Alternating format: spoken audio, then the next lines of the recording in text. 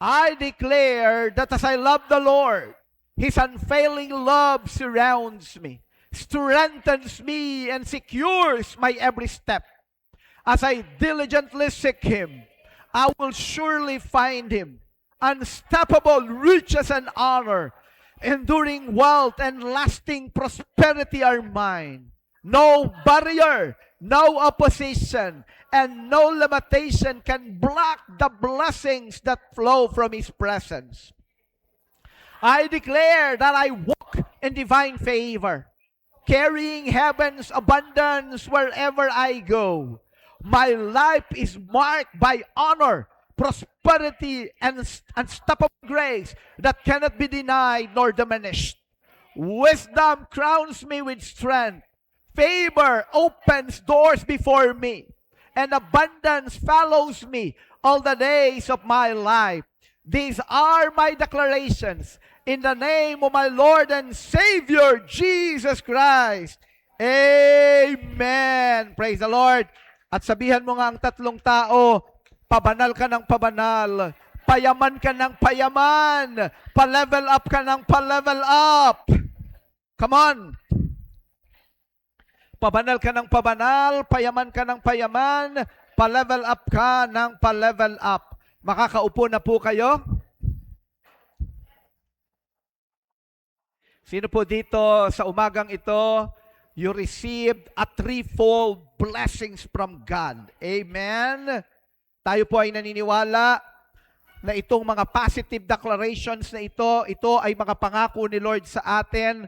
At kung tayo ay mananampalataya, magkakaroon ito ng katuparan, pabanal tayo ng pabanal, payaman ng payaman, pa-level up ng pa-level up.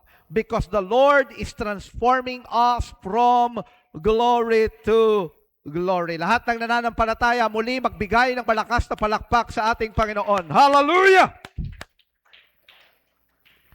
At tayo po ngayon ay narito na sa last Sunday of the month of March. Sino po dito nararamdaman na ang pagdating ng summer season? Na nararamdaman na natin unti-unti nang umiinit, may pag-init na ang panahon. Amen?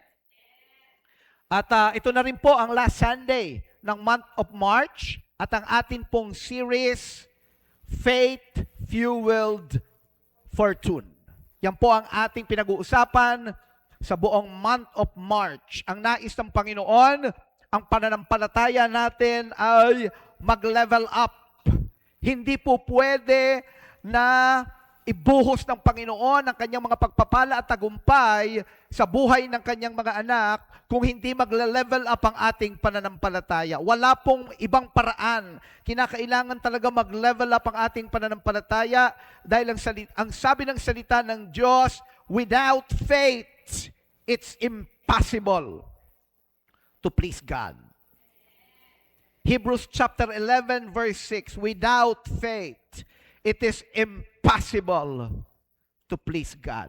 Kaya ang ginagawa ng dyablo, nagtatanim ng mga pag-aalinlangan, naglalagay ng mga unbelief, ng takot sa mga puso natin upang mapalitan yung pananampalataya, mapalitan ng takot because fear, doubts, unbelief dishonors our God. It is an insult to the Almighty God. Insulto sa Diyos na pinakamakapangyarihan sa lahat, lumalang ng langit at lupa, na siya ay pagdudahan natin. Dahil ang pinag-uusapan natin na Diyos ay hindi ordinaryong tao. Hindi siya tao na mahusay, hindi siya tao na magaling, hindi siya tao na matalino. Siya ay ang Diyos na pinakamakapangyarihan sa lahat, walang katulad, hindi mo siya maihahambing kahit kanino paman. And He is a faithful God. He is a trustworthy God. He is a dependable God. Kapag may pinangako siya, yan ay siguradong kanyang tutuparin. And I just pray for the whole month of March, ang ating pananampalataya ay unti-unting nagla-level up. Mas nagiging believe tayo kay Lord. At sa tuwing tayo ay nakatatanggap ng mga pangako mula sa kanyang makapangyarihang mga salita, nagsisimula natin itong paniwalaan, panghawakan, ipamuhay, lakaran. Amen. Sino dito ang naniniwala patuloy kang binabago ni Lord? Inaayos ni Lord ang buhay mo. So ang ibig sabihin niyan, pabanal ka ng pabanal. Amen. Sabihan mo nga ang katabi mo, pabanal ka talaga ng pabanal. At sino dito naniniwala, payaman ka din ng payaman? The Lord will bless the works of your hands. Alam niyo po, sa mundong ginagalawan natin, may mga prinsipyo, may mga batas, na paniwalaan mo man o hindi, maapektuhan ka. May mga principles, may mga laws dito sa mundong ginagalawan natin, and whether you believe it or not, it will greatly affect you. Tinuturuan tayo na kinakailangan ang tao ay masipag, hindi tamad. Amen. Sabihan mo nga ang katabi mo, kapatid. Sige, kausapin mo, kapatid. Dapat masipag ka, hindi tamad. Prinsipyo yan. Amen. Na kapag ka ikaw ay masipag, ang buhay mo ay uunlad. Prinsipyo yan. Ang tamad, hindi aasenso ang buhay ng taong tamad. Ang gagawin lang ng taong tamad, aasa lang sa mga taong masisipag. Prinsipyo yan. It's a law. Pero may mga tinatawag na divine law. Supernatural law that will always supersede the natural law. At isang spiritual law is the law of sowing and reaping. Kasi sa sipag, kung gaano ka kasipag, makukuha mo ang bunga ng iyong pagpapagal. Amen. Pero sa batas ng Diyos, kapag ka ikaw ay nagtanim, higit ang iyong naanihin. The law of God will always supersede the natural law. Sa pamamagitan ng mga prinsipyo ng ating Diyos, hindi lang tayo uunlad dahil sa ating kakayanan, pero pwede tayong umunlad dahil sa pabor, sa biyaya at mga pagpapala ng ating Diyos. Kaya nga wag mo lang titignan ang kakayanan mo. Ang titignan mo, ano ang kayang gawin ni Lord sa buhay mo. Can I hear your amen? Sabihan mo nga ang iyong katabi, kapatid, payaman ka talaga ng payaman.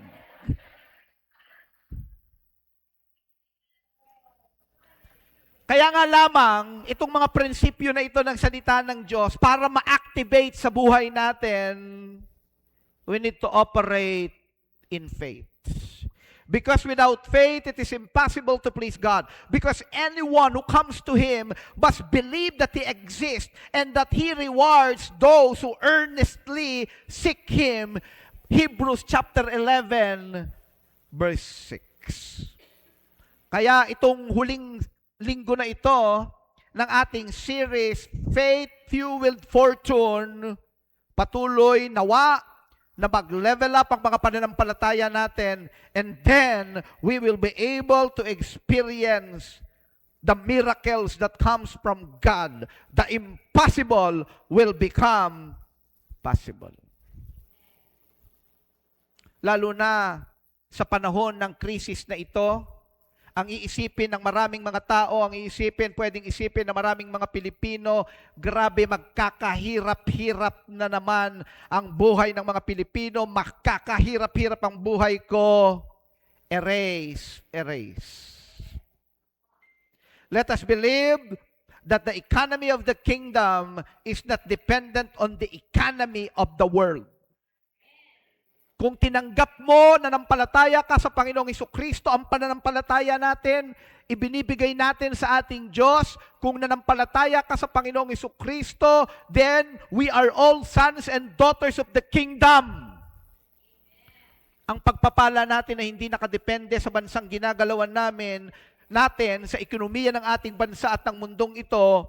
Merong ibang ekonomiya na pwedeng makuhanan natin ng mga pagpapala, ng mga provisions, and that is the economy of the kingdom. Amen. Sabihan mo nga ulit ang iyong katabi, payaman ka talaga ng payaman.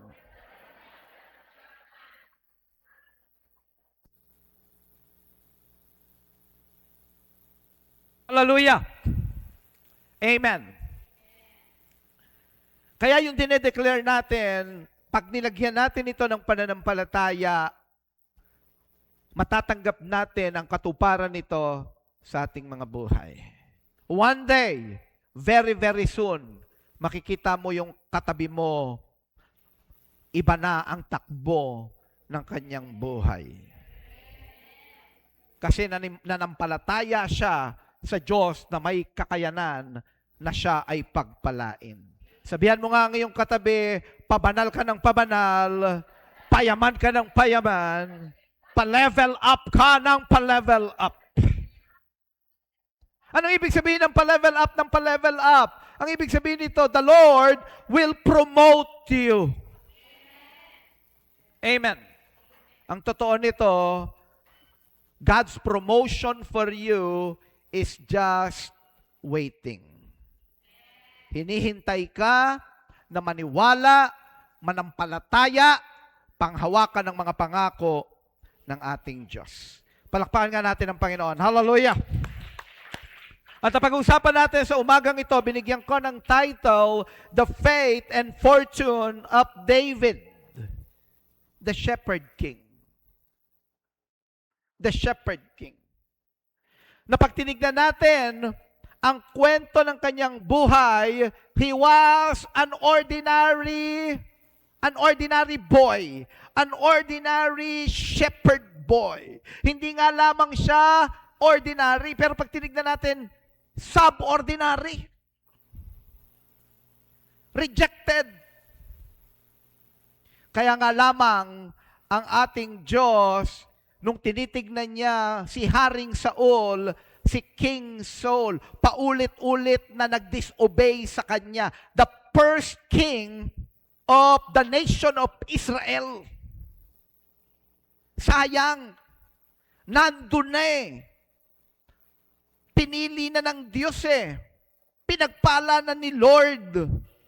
Kaya lang nung nandun na sa tugatog ng tagumpay, ang feeling niya, untouchable na siya. At dumating sa point na maging ang Diyos, hindi niya na sinusunod. Maging ang propeta na nilagay ng Panginoon sa kanya, si Prophet Samuel, hindi niya na sinusunod. Ang sabi ni Prophet Samuel sa kanya, during merong matinding labanan between the Israelites and the Philistines, matindi yung digmaan na nagaganap.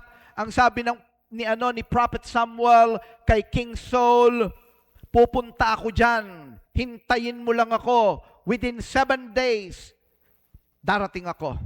And then, mag-o-offer tayo kay God. At alam natin, the moment na magbigay tayo ng offering kay God, si Lord ang magbibigay sa atin ng tagumpay. Because in the Old Testament, the equivalent of offering is worship. At merong tagumpay sa mga taong marunong sumamba sa nag-iisa at tunay na Diyos. Sino sa umagang ito, hindi ka lang umawit, hindi ka lang nanood, hindi ka lang nakinig sa mga nag-aawitan, hindi ka lang nag-flow, hindi lang. Pero ikaw ay nagbigay ng papuri at pagsamba sa ating Diyos. Can I hear your loud amen? May tagumpay sa mga taong marunong sumamba sa nag-iisa at tunay na Diyos.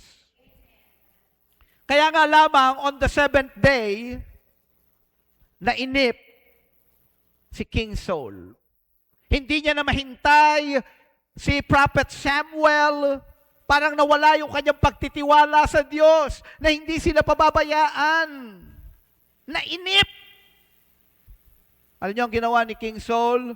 He disobeyed the instruction of the prophet. Siya na ang nag-alay. Hindi niya na inantay si Prophet Samuel. Hindi lang yon. Meron ding matinding labanan pagdating ng 1 Samuel chapter 15, matinding labanan between the Israelites and the Amalekites. At ang utos ng Diyos, ang sabi ni Prophet Samuel kay King Saul, eliminate lahat.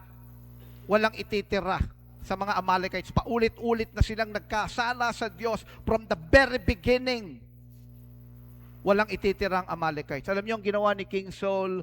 Grabe talaga yung kanyang disobedience. At ang sabi ng Bible, ang disobedience ay rebellion. Ito ay kasalanan na ng parang mangkukulam. Witchcraft is the equivalent of rebellion. Alam niyo ang ginawa ni King Saul, hindi niya pinatay si King Agag. At pinili pa nila yung pinakamagagandang mga hayop ng mga Amalekites. Hindi nila pinatay sa lungat sa iniutos ni Lord. Kaya ang Panginoon nagre-raise up ng mga obedient sons and daughters. Pag may nakita tayo, inutos ng Panginoon, huwag ka nang magdalawang isip, huwag kang manghinayang, sumunod ka. Sabihan mo nga ang iyong katabi, kapatid, sunod lang ng sunod kay Lord. Kaya sa 1 Samuel chapter 13 verse 14, ang sabi dito, the Lord, may tuturo po ako sa inyo every time na kayo ay nagbabasa sa Old Testament at napansin nyo yung Lord. Capital L, capital O, capital R, capital D. Pag tinignan natin yan sa original language ng Hebrew, ang lalabas dyan ay Yahweh. So ang basa talaga dyan, Yahweh has sought out a man after his own heart and appointed him leader of his people. Tingnan niyo po ako mabuti. Nadismaya ang Diyos kay Saul. Akala ni Haring Saul, untouchable na siya. Akala ni Haring Saul, kailangan siya ng Diyos, hindi siya mapapalitan. Hindi tayo pwedeng magmalaki kay Lord. Kahit gaano tayo kagaling, kahit gaano tayo katalento, kahit gaano tayo kahusay, lahat yan galing kay Lord. Si Lord kayang mag-raise up magmula sa isang ordinaryong tao, kayang erase up ni Lord upang gamitin niya mightily. At ang sabi ng Panginoon, nadismaya ako kay Saul, pero nakakita ako ng isang tao, a man after God's own heart. And I just pray na sa umagang ito, makatagpo ang Panginoon sa lugar na ito ng mga kalalakihan at kababaihan na masunurin kay Lord.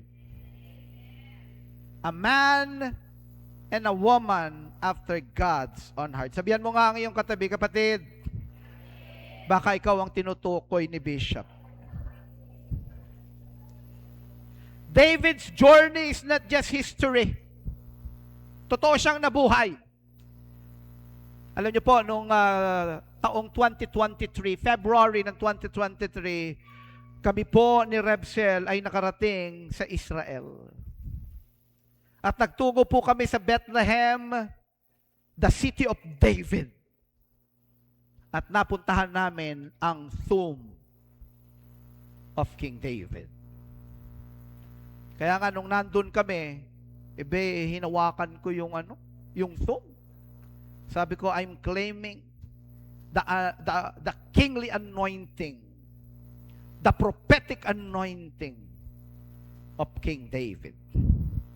Hindi lang siya man of history na totoong nangyari noon. It is prophecy and power. From the pasture to the palace, ordinary becomes extraordinary. Huwag mong mamaliitin ang katabi mo na yan. Kaya yang iangat ni Lord. His life shows us how faith unlocks fortune and how courage leads to honor. The story of David reminds us that God does not call the equipped. He equips the called.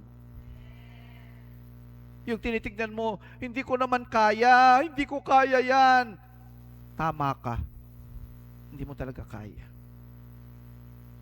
Pero bibigyan ka ni Lord ng kakayanan. Amen? Sino yung nandito ka ngayon, habang nandiyan kang nakaupo, naiisip mo, nagkakaroon ka ng desire, siguro one day, makakapag-preach din ako ng ganyan. Yung tatayo din ako sa stage. At ako'y magpipreach, pero parang hindi ko kaya. Baka nakakakaba. Tama ka. Sa sarili mo lamang, hindi mo kaya. Pero si Lord ang magbibigay sa iyo ng kakayanan. Amen, Alex? Amen. Kasi once upon a time, ganun din po ako, nakaupo ako. Sabi ko, parang ang sarap siguro ng feeling na ikaw ay nangangaral, ginagamit ng Panginoon as His mouthpiece, pero hindi ko kaya yan, mahihain ako. Pero padadaanin ka ng Panginoon sa process, and one day, the Lord will use you mightily. Sa lahat ng gustong magpagamit kay Lord, pumalakpak nga ng malakas na palakpak. Hallelujah! God does not call the equipped. He equips the called. Kapag tinawag ka ni Lord, siya ang magbibigay sa iyo ng kakayanan. At tunghayan natin ang kwento ni King David. He was not just a king, but an ordinary shepherd boy, the shepherd king. Number one na pwede nating matutunan sa kanyang buhay at pananampalataya, from pasture to palace. Grabe, napaka-ordinaryo. Hindi mo mapapansin pag nakasalubong mo, hindi mo lilingunin eh. Pag napunta sa mall, hindi sasaluduhan ng security guard eh. Napaka-ordinary eh. Baka pag hinalaan pa, baka snatcher to. But God chooses the faithful. Yung sa kabila ng kaordinaryuhan ng buhay, pag nagtapat sa Diyos, babaguhin ni Lord ang buhay. Siya ang may kakayanan. Amen. Sabihan mo nga ang iyong katabi, kapatid. Sige, deklarahan mo, kapatid. Patuloy binabago ni Lord ang buhay mo. Sabihan mo, from glory to glory. 1 Samuel chapter 16 verse 1, the Lord said to Samuel, how long will you mourn for Saul? For Saul, since I have rejected him as king over Israel. Fill your horn with oil and be on your way. I am sending you to Jesse of Bethlehem. I have chosen one of his sons to be king. Sino po ang nakakaalam kung ilan ang anak na lalaki ni Jesse? Si Jesse po ay may 8 anak na lalaki. At nung unang panahon, kapag ka ang isang tao ay may anak na lalaki, yan ay pagpapala. Pag yan ay naging 2, double blessing. Pero itong si Jesse, 8 puro lalaki. Pinagpala. Kaya nga po kami, ni Rebsel, meron kaming 5 apo. puros lalaki.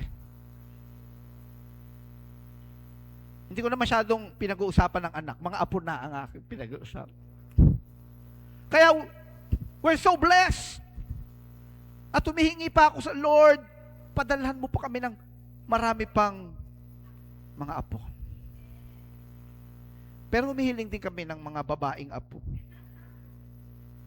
Pero napakasarap tignan ng mga apong mga lalaki. So verse 4, Prophet Samuel did what the Lord said. When he arrived at Bethlehem, the elders of the town trembled when they met him. Nanginginig sa takot yung mga tao sa Bethlehem nung nakita yung propeta. Kasi pag dumating ang propeta, dalawa lang ang dala niyan. May dalang bad news o may dalang good news. Pwedeng ang kanyang sasabihin ay merong judgment si God. May nagawa tayong mali, may judgment si God pag hindi tayo nagsisi. Or, pwede siyang dumarating na mayroong good news, may pagpapala because you've learned to believe and to obey God. Tatanungin ko po kayo, ano ang nais ninyo? Judgment, God's judgment, or God's blessings? Sabihan mo ang iyong katabi, kapatid, dapat masunurin ka kay Lord. They ask, do you come in peace? So tinatanong kagad nila, ang dala mo ba kapayapaan? Yan yung tanong nila. And can you imagine, nanginginig ang mga tuhod nitong mga to? Because they believe that there is a God. Maraming tao ngayon, kung mamuhay parang walang Diyos. Kasi hindi nila kilala kung sino talaga ang Diyos. Pero kung kilala mo si Lord, at alam mong may daladalang judgment si Lord, abay, mangangatog ang tuhod mo. Yung Diyos na lumikha ng langit at lupa, the creator of the heavens and the earth, the Almighty God, na kahit na tsunami, pag sinabi ni Lord, be still. Yung tsunami, titigil yon, kakalma yon. Yan ang kapangyarihan ng ating Diyos. Verse 5, Samuel replied, yes, in peace. I have come to sacrifice to the Lord. Consecrate yourselves and come to the sacrifice with me. Look at this. Then he consecrated Jesse and his sons and invited them to the sacrifice. Tingnan niyo po ako mabuti. Ilan ang anak ni Jesse? 8. Pero ang pinapunta niya lang dito, 7.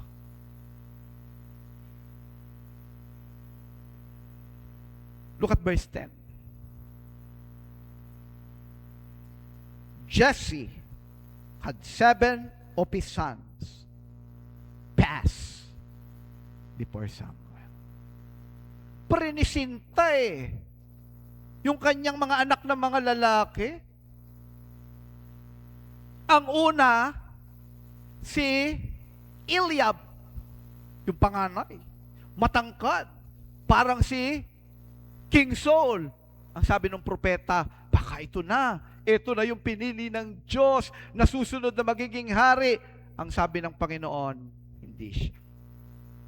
Tumitingin ang tao sa panlabas na kaanyuan, tumitingin ang Diyos sa panloob, tumitingin ang Diyos sa puso.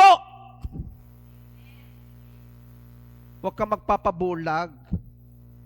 Baka malakas lang ang arrive. Pero pagdating sa kalooban, bagsak kay Lord. Tingnan mo nga yung katabi mo. May arrive ba? Baka malakas lang ang dating, pero walang anointing. Amen? Sabi ni Lord, hindi yan. Maya-maya, ay lumakad na naman yung pangalawa, si Abinadab. Sabi ng parang, hindi din yan.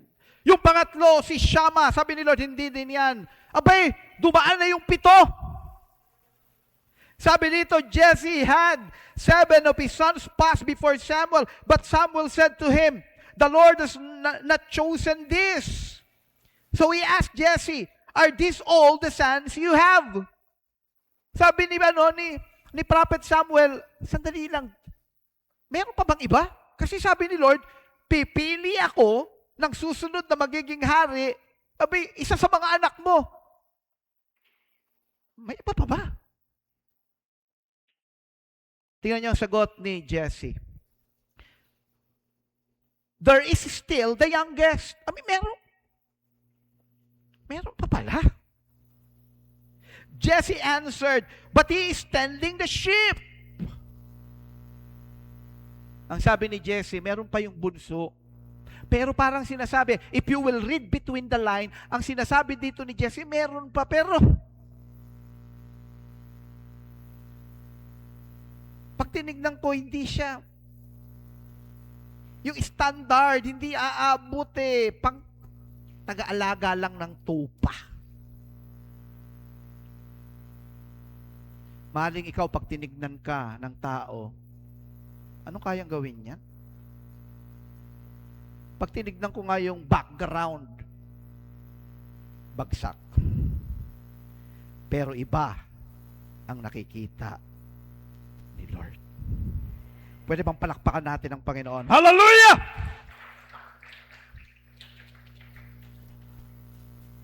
Kaya wag nating mamatahin ang kapwa natin.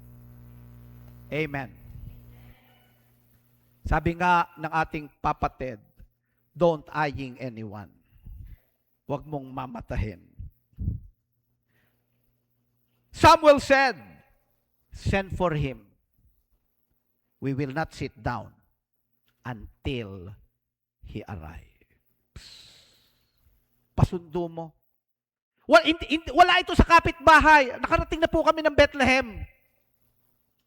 Narating namin kung saan, sa kanilang, sa Bethlehem, meron talagang lugar kung saan diyan pinapakain ang mga tupa. Yan talaga yung place of pasture. At hindi po yan malapit. Yung nakahiwala, yung residential. Abay, sasadyain talagang puntahan si David. At ang sabi ng propeta, nakita siguro si Eliab uupo. Wala mo nang uupo!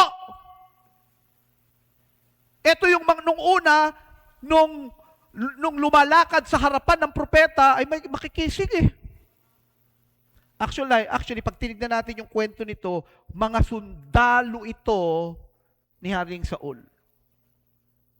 Kaya nga pagka nakakita ka ng military man, iba ang tumayo. Amen. May dating talaga, makisig talaga. Kaya nung lumalakad ito, iba ang dating. Parang nagpa-passion show siguro sa harapan ni Prophet Samuel. Kaya lang, nung wala nang napili, ang sabi, may paparating pa. Sino? Yung bunso nating kapatid? Wala man sinabi yun. Naku, baka upo na lang. Ang sabi ng propeta, walang uupo! Hanggat hindi siya dumarating.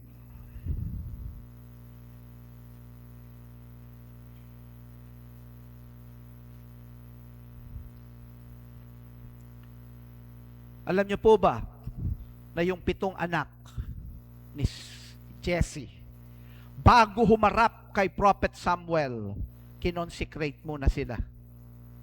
Dumaan sila ng matinding proseso ng cleansing. Yan po ang kultura ng mga Hudyo yan bago humarap sa propeta. Pero si David, galing sa field, dire-diretso, walang consecration yan. Pinapasok ka agad. At ang sabi ng propeta, ikaw na nga, bigyan ng jacket yan. David was overlooked by his own family, left in the fields, while his brothers stood before Prophet Samuel. Yet the oil of anointing would not flow.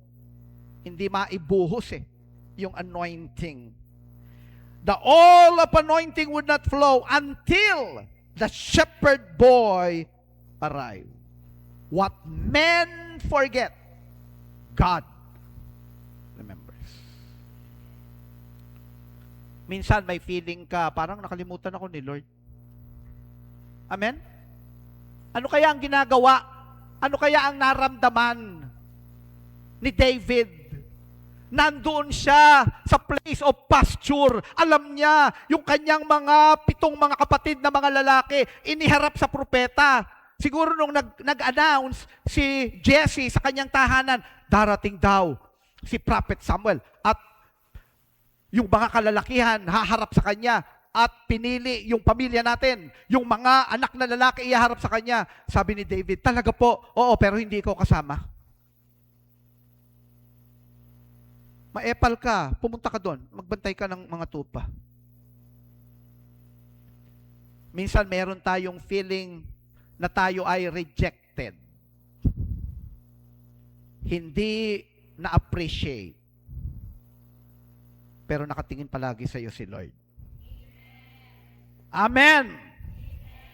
When man forgets you, God remembers you. Alam ni Lord, ang katapatan mo, ang pagpapagal mo. Don't despise your pasture season. The palace is prepared for those who prove faithful in the pasture. Huwag mong baliwalain yung mga small beginnings.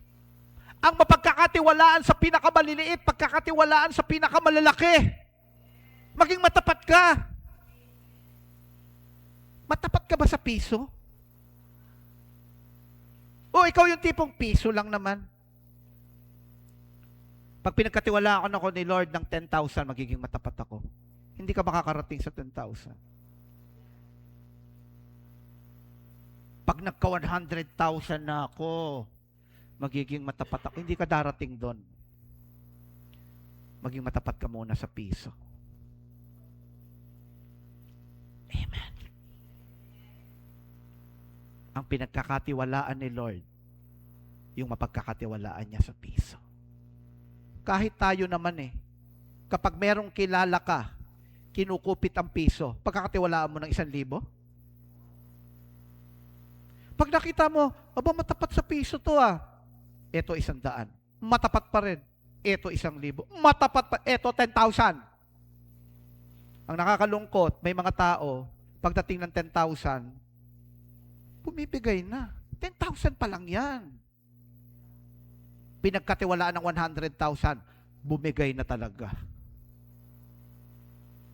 Papunta na sa 1,000,000 yan. Sabihan mo nga ang iyong katabi, kapatid, pang-milyon ka. Huwag kang bibigay. Amen? Palakpakan nga natin ang Panginoon. Hallelujah! The palace is prepared for those who prove faithful in the pasture. Mapagkakatiwalaan sa pinakamaliliit. Ang sabi ng 1 Samuel chapter 17, verse 34 to 35, merong labanan between the Philistines and the Israelites. May lumabas na dambuhala. 9 feet tall. Pag nagsuot ng rubber shoes na makapal, didikit na ang ulo sa basketball ring. A champion by the name of Goliath. Abay, napakayabang ng Goliath. Binubuli ang mga Israelita kasi si Goliath, hindi siya naniniwala sa Diyos. Ang paniwala niya, siga siya. Malakas siya, magaling siya, mahusay siya. Marami na siyang tinalo. Pag ang tao maraming achievements, may mga pagkakataon nagiging mayaman sa Diyos. Ito nga nakakalungkot. May mga tao nga, wala pang napapatunayan, mayabang na kay Lord. Sabihan mo ang katabi mo, buti na lang hindi ikaw yon. Ang mga Israelites natakot. Wala nang gustong lumaban. Nagtatakbuhan nung na makita, marinig pa lang ang yapak ni Goliath.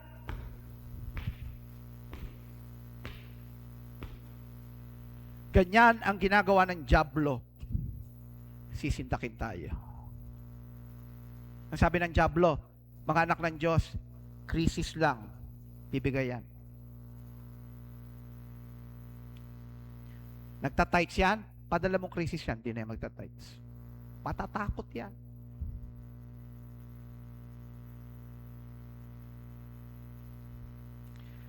Parang mas makapangyarihan ang krisis kaysa kay Lord. Parang kayang-kaya kang lamunin ng krisis, pero pag nag-disobey ka kay Lord, wala siyang magagawa. Parang hindi tayo kayang pagpalain ng Diyos sa kabila ng krisis. Sino dito naniniwala kahit may krisis, kaya kang pagpalain ng Panginoon? Amen? Amen! Mas maningning ang ilaw sa gitna ng kadiliman. Hallelujah. Aba, narinig ni Haring Saul na itong David na ito, yung shepherd boy, nung siya ay dumating, naririnig niya yung pangbubuli ng mayabang na si Goliath. Naririnig niya yung boses. Alam niyo, yung mga Israelites, boses pa lang ni Goliath, nagtatakbuhan na eh. Kasi, may mga nagsabi na ang boses ni Goliath, dahil napakalaki, parang atungal ng leon. Sino po dito nakarinig na ng atungal ng leon?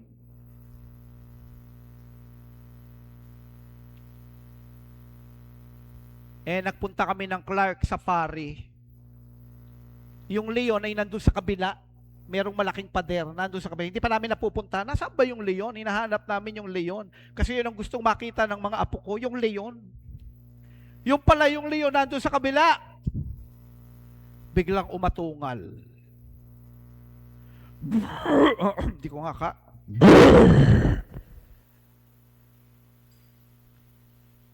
Yung ibang apo ko ayaw nang magpunta. Atungal pa lang, natakot na. So dito ngayon, sa umagang ito, atungal pa lang ng dyablo. Natakot na. Umambon pa lang, umulan pa lang, ayaw nang mag-church. Natakot na. May mga bayarin lang, nako, magsa-sideline muna ako ng Sunday. Natakot na. Narinig ni Haring Saul, itong David na ito, bakit ganon? Bakit walang gustong lumaban? Ano bang gantimpala kung matatalo yung higante na yan? Hindi ko masabi yung totoong sinabi niya.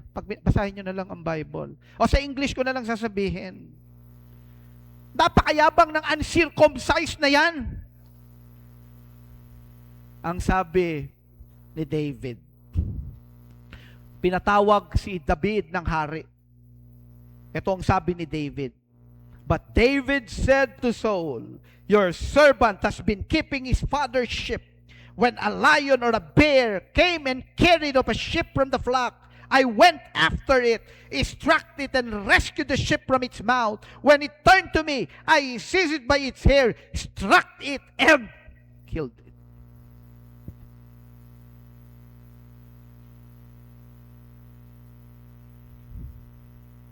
Alam nyo kung anong pinangahawakan ni David? Yung kanyang katapatan. Walang ibang nakakakita. Siya lang. Siya lang. Nandun siya sa wilderness. Nandun siya sa place of pasture. Pagkatapos may dadating na leon, may dadating na oso, pagka kumuha ng isa. Tingnan niyo po itong sabi dito. Sabi dito, when a lion or a bear came and carried off a sheep, tinangay ng oso o ng leon ang isang tupa. Tangay na. Nasa bibig na. Nasa bunganga na ng leon yung tupa, itinakbo na. Walang ibang nakakita. Siguro si David nun, walang ibang tao. Pag humarap siya sa tatay niya, pwede na siyang gumawa ng kwento. Isang tupa lang naman. Pwedeng mapalitan. Isa lang. Kaya lang yung David, matapat. Hindi ko pababayaan ang isa. Amen. Alam niyo ang gagawin ng David? Hahabulin yung leon dahil sa isang tupa. Lalabanan yung leon dahil sa isang tupa. Hindi niya pababayaan ang pinagkatiwala sa kanya. I'm excited for the month of April. Because the month of April, bibigyan ko lang kayo kung anong haharapin natin sa month. It's all about stewardship. It's all about talagang payayamanin tayo ni Lord. Sabihan mo nga ngayon, payayamanin ka talaga ni Lord. Ito ang sabi ni David, your servant has been keeping his father's sheep. When a lion or a bear came and carried up a sheep from the flock, I went after it, struck it, and rescued the sheep from its mouth. Abay, makikipambuno. Sino dito, tinahulan ka lang ng aso, nangatog ka eh. Ito, hinabol yung leon. At nakipag-agawan, inaagaw yung tupa sa bibig ng leon. At pag nakuha niya na, hulaan niyo sinong pag-iinitan ng leon. Ang sabi ng leon, nakipag-agawang ka pa ha, ikaw ang merienda ko ngayon. Ang sabi dito, when it turned on me, sabi, after it struck it and rescued the sheep from its mouth, when it turned on me, I seized it by its hair, struck it, and killed it. Aba, may kakaibang katapatan kahit walang nakakakita. Sino dito kaya mong maging matapat kahit walang nakakakita? Hindi naman ako napapansin. Pag naglilinis dito, ako lang naman mag-isa. Pag nagpe-prepare naman, ako lang naman mag-isa. Minsan, hinuhusayan natin kapag may mga nanonood na. Kapag may mga pumapalakpak na. Pero yung ikaw lang, yung nananalangin ka na lang, amen. Parang mas masarap tumugtog yung may mga nakakakita. Mas masarap yung sumasayaw-sayaw pag may mga nakakakita. Pero ikaw na lang yung nananalangin ka. Wala namang papalakpak pag ganito ginagawa ko. Pero kinakailangan maging matapat tayo. God uses hidden seasons to shape visible destinies. Kung ikaw ay matapat, hinahanda na ni Lord ang iyong bright future. Palakpakan nga natin ang Panginoon. Hallelujah! Number 2, from sling to sword, God equips the brave. Ang pagkakatiwalaan ni Lord ng kapangyarihan, yung matatapang, yung makikipaglaban.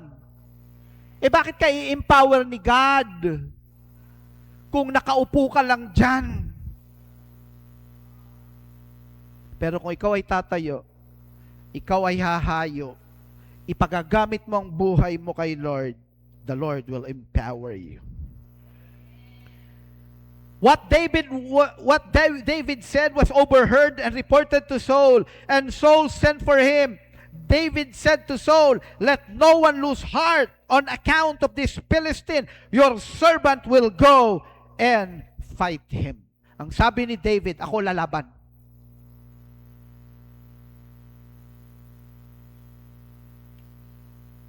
Alam niyo, ang paglilingkod sa Panginoon, kailangan ng tapang. Napakarami nating haharapin ng mga pagsubok. Napakarami. Kailangan matapang ka. Pero ang mainam pag matapang ka, nakita ni Lord, makikipaglaban ito, then the Lord will empower you. The brave are not the fearless. No. Ang matapang, hindi ito yung hindi natakot. Takot rin to. Sino dito nung 2023, sabi natin, magkakaroon tayo ng deliverance. Ano ba naman yan? Bakit naman? Ang lumalabas sa bibig ni Bishop, patungkol sa mga mangkukulam. mga satanista. May multo pa. Ay, bay, nakakatakot talaga. But the brave are not fearless. They are those who step forward despite fear, trusting that the Lord Himself equips them with strength, wisdom, and victory. Kahit na may takot, nagpapatuloy. Kasi alam mo, si Lord ang magpapala sa iyo, magbibigay sa iyo ng kapangyarihan, pinaglalabanan yung takot. Kasi pag napaglabanan mo yung takot, aangat ang pananampalataya. Palakpakan na natin ang Panginoon. Hallelujah! Aba, si David, hindi lang ito salita. Ang sabi dito sa verse 48, nung sila ay nandun na sa battlefield, tumayo si David sa battlefield. Nandun si Goliath nakatayo. Ang sabi ni Goliath, ikaw ba pinadala? Tumayo ka. Sabi ni David, nakatayo na ako. Napakataas ni Goliath. Wala po yun sa Bible, baka hanapin niya. As the Philistine moved closer to attack him, David ran quickly. Nung sinugod na si David ni Goliath, alam niyo ginawa ni David? Tumakbo. Sino dito paglabanan tumatakbo? Matapang sa salita. Matapang sa Facebook. Sa social media. Akala mo walang inuurungan, walang kinakatakutan. Pag nandyan na harapan na, hindi naman makaharap. Naalala ko noon may mga tao, kung ano-anong sinasabi tungkol sa atin. Sabi ko, magharapan tayo. Ayaw naman nilang humarap. Alam niyo ang ginawa ni David nung nandiyan na si Goliath, tumakbo. Hindi palayo. Ang sabi dito, David ran quickly toward the battle line to meet him. Akala mo, kasi nakita ni Goliath, pag siya ay sumusugod yung mga Israelita, nagtatakbuhan palayo. Pero nung haharapin niya na si David, akala niya tatakbo palayo. Mali! Papalapit si Goliath, tumakbo din si David, haharapin talaga si Goliath. Sabihan mo nga ang katabi mo, kapatid, ang tapang mo talaga. Yung iba nagtatakbuhan palayo, ikaw, lumapit pa. Bumalik ka pa dito. Grabe naman ang tapang mo. Reaching into his bag and taking out a stone, he slung it and struck the Philistine on the forehead. The stone sunk into the forehead and he fell face down on the ground. Isa lang. May 5 bato si David. Parang pinapakita dyan, hindi ko kailangan ubusin ng 5. Isa ka lang. Tingnan niyo po ako. Sino ang pumatay kay Goliath? Si Lord. Alam niyo po ba na si Goliath nito ay naka-full battle gear, gear? Di ba tayo, nagsusuot pa tayo ng the helmet of salvation. Alam niyo ba na si Goliath ay naka-helmet? At ang helmet doon, hindi bukas ang forehead. Ang helmet, sarado yan. Halos yung ibang mga helmet nga, mata lang ang nakakikita. Anong nangyari? Malaki ang possibility na tumagos ang bato sa metal na helmet at bumaon pa sa bungo ni Goliath. Hindi kayang gawin yun ng tao. Kapangyarihan yon. May mga katagumpayan na ibibigay sa iyo ni Lord na kapag ka sinukat,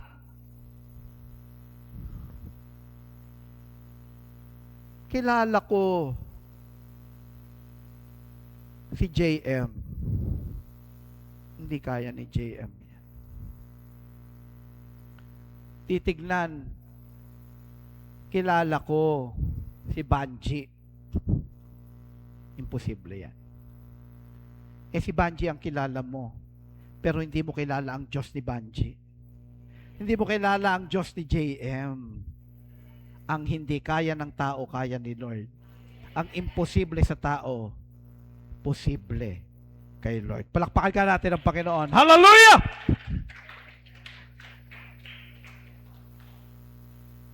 David faced Goliath not with armor, but with anointing.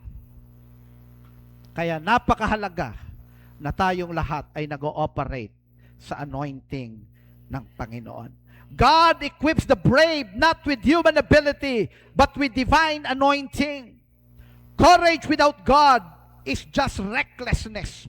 Yung nagtatapang-tapangan, walang blessings ni Lord, walang favor ni Lord, recklessness yan. But courage with God becomes conquest. Maraming mararanasan mula sa Panginoon. Kaya lang, kinakailangan maging matapang tayo. Ito din ang sabi ni Lord kay Joshua. Sa Joshua chapter 1 verse 5, no one will be able to stand up against you all the days of your life. Walang makakatalo sa iyo.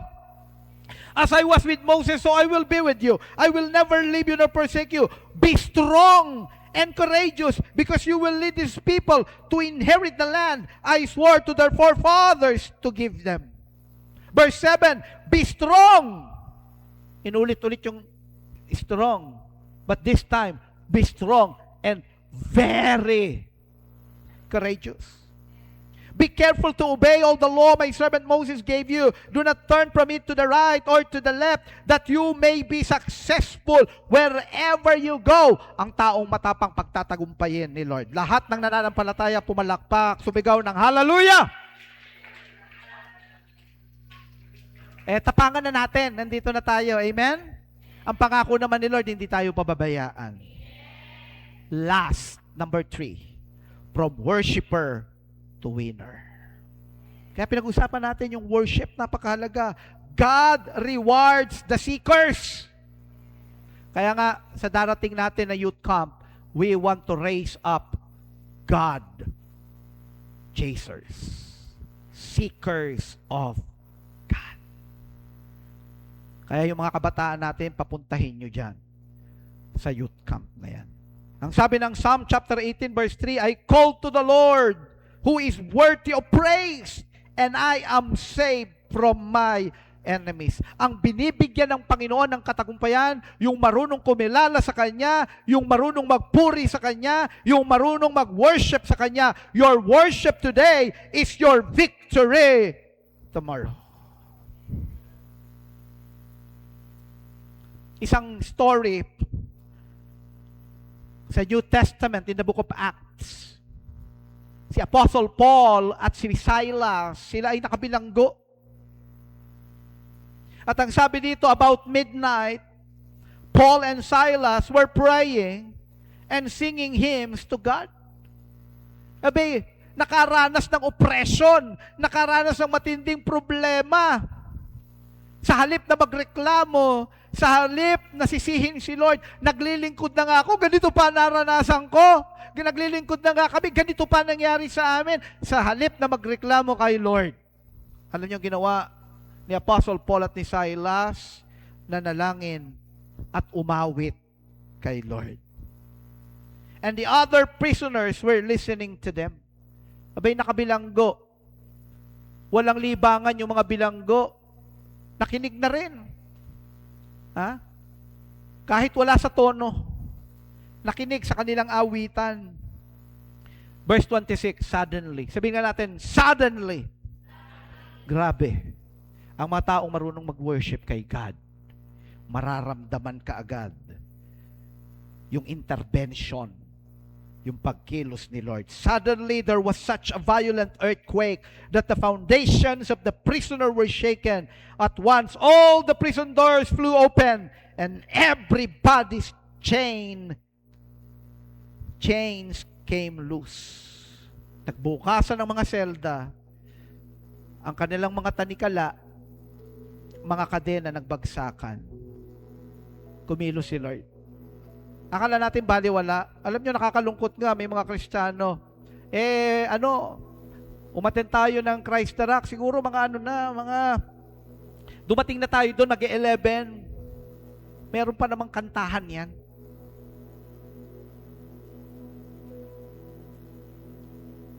binaliwala. Yung awitan, yun yung pagbibigay natin kay Lord. Pagkilala natin kay Lord. Pagharana natin kay Lord. At pag tayo ay nagpupuri, sumasamba, ibinababa naman ng Panginoon ang kanyang mga pagpapala. Their worship today broke chains tomorrow. Worship is a spiritual earthquake that dismantles prisons and opens door. Naalala ko 2021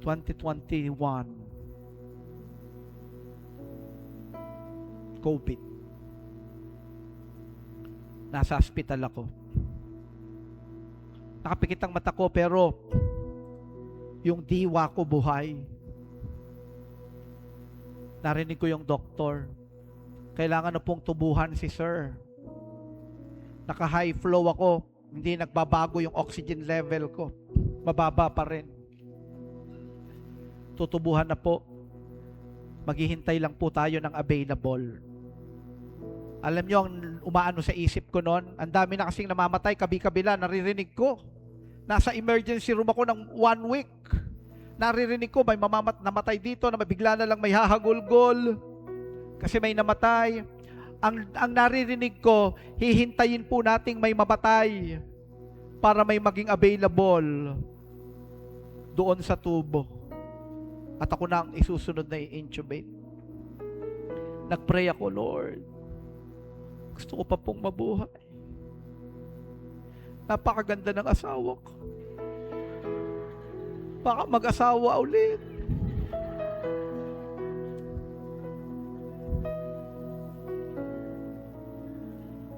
Alam niyo, nilagay ni Lord sa isip ko, sa puso ko, worship. Sabi ko kay Rebsel, nandun siya. Binulong ko lang kasi nairap din ako magsalita. Hindi nga po ako makakain ng solid. Kasi pag ngumunguya ako, hinihingal ako. Yung aking diaphragm, mararamdaman ko to, parang nanginginig, naghinihingal talaga ako. Kaya pinapainom lang ako ng gatas. Binulungan ko siya, sabi ni Lord, mag-worship tayo. Lahat ng sinasabi nila, hindi ko kayang gawin. Sabi nila sa akin, deep exercise, deep breathing exercise lang yan, sir. Pero pag hihinga ko, parang napipigil sa gitna. Pero pag pinilit ko, uubo ako. Tapos pag uubo ako ng uubo hanggang sa sumuka ako. May time nga na may dugo nang lumalabas kasi nagasgas na yung lalamunan ko. Sabi ko, mahal, hindi ko na alam ang gagawin ko, mag-worship tayo. Nasa emergency room kami, umawit siya. Sumusunod ako sa isip ko. Worship lang kami. Pagkatapos mag-worship, sinubukan kong huminga. Parang maluwag Subukan ko nga yung deep breathing.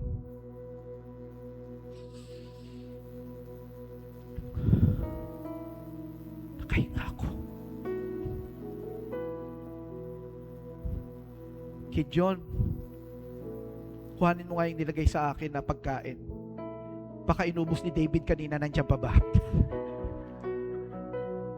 Kasi hindi ako kumakain ng rasyon ko. Hindi ko makain Nandiyan pa po, kunin mo nga. Nilagay sa harap. Sumubo ako. Hinihintay kong hingalin ako. Walang hingal. Susubo ulit ako. Naubos ko yung rasyon ko. Walang hingal. Sabi ko kay Rebsel, bubuhayin ako ni Lord. Umupo na po ako noon. Alam niyo, sumunod kong ginawa? Nag-devotion ako. Sabi ko, bubuhayin ako ni Lord. Nung nakita ng mga katabi ko na umupo na ako, nagbabasa na ako, nagpa-pray na sa Kanya. At umikot siya doon. Kala mo doktor na nagra-round. Nagpe-pray ng mga katabi ko. May matanda nga doon, biglang na-release din siya kaagad. At nag-thank you pa siya kasi pinag-pray siya. Grabe yung power of worship. Amen? Kinakailangan lang nating manampalataya. Ang sabi ng Hebrews chapter 11 verse 6, without faith, it is impossible to please God, because anyone who comes to Him must believe that He exists and that He rewards those who earnestly. Sige. Pwede ko bang hilingin tayong lahat ay tumayo?